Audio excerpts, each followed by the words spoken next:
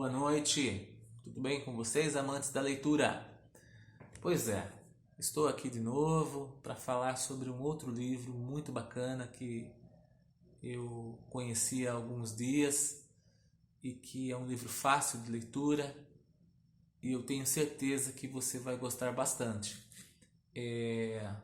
Na verdade, é um livro que pode ser lido ali até em um dia, né? São poucas páginas.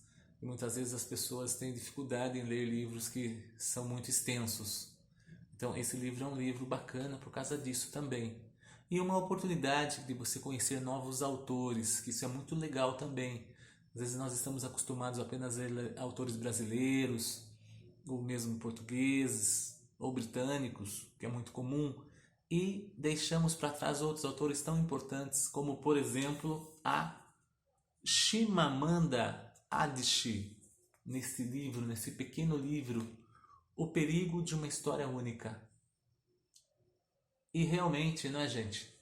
Assim, esse livro ele é baseado numa TED. Vocês sabem que a TED é uma palestra que eles fazem ali e depois colocam no YouTube.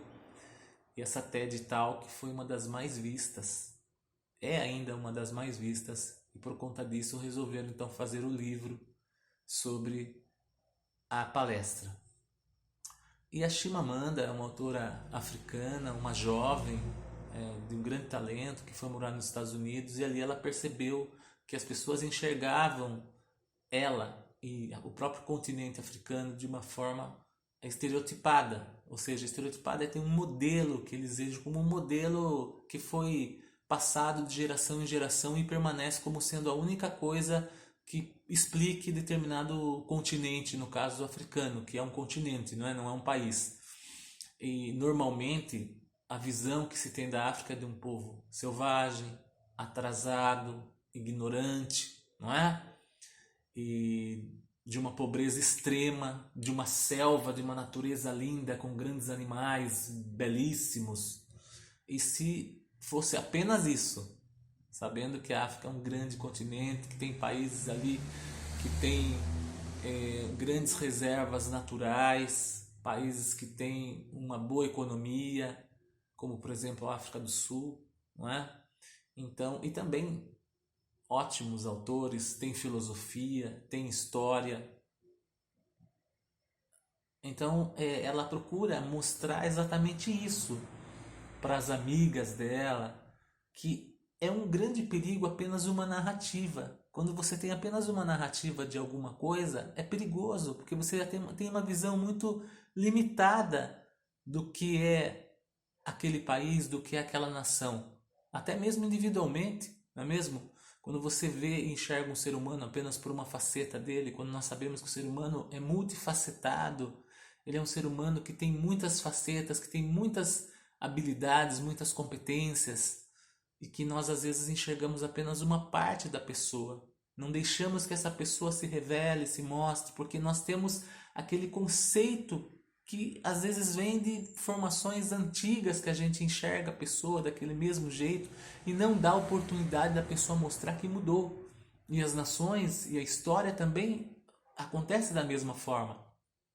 Muitas vezes quem escreve a história são os vencedores. Eles escrevem de acordo com aquilo que eles enxergam como sendo o real. Nós ouvimos muito tempo falar sobre o eurocentrismo. O que é o eurocentrismo, gente? É que a Europa era o centro do mundo. A Europa é onde existiam os melhores países, é onde existiam as melhores pessoas, as melhores mentes. Tudo estava ali na Europa. A Europa foi o civilizador do mundo, né? Eles tinham a ideia de que eles vieram aqui para o Brasil, porque aqui no Brasil, por exemplo, que se tinha e ainda se tem essa ideia também estereotipada, de que aqui era preciso trazer a fé cristã, porque aqui existiam bestas, existiam pessoas sem alma, os índios não tinham alma, eles precisavam ser cristianizados. Então, por quê? Porque para eles a cultura deles era melhor. E nós sabemos hoje, por estudos antropológicos, que cada cultura é diferente e nós temos que valorizar cada cultura. Não existe cultura melhor que a outra. Não existe uma cultura que é superior à outra. Cada cultura, ela é valorizada por aquilo que ela é, por aquilo que ela representa para o seu povo, para a sua nação, para o seu país. E isso é importante nós enxergarmos várias narrativas. Quanto mais explicações nós tivermos para as coisas que nós conhecemos, mais ampliado vai ser a nossa visão de mundo.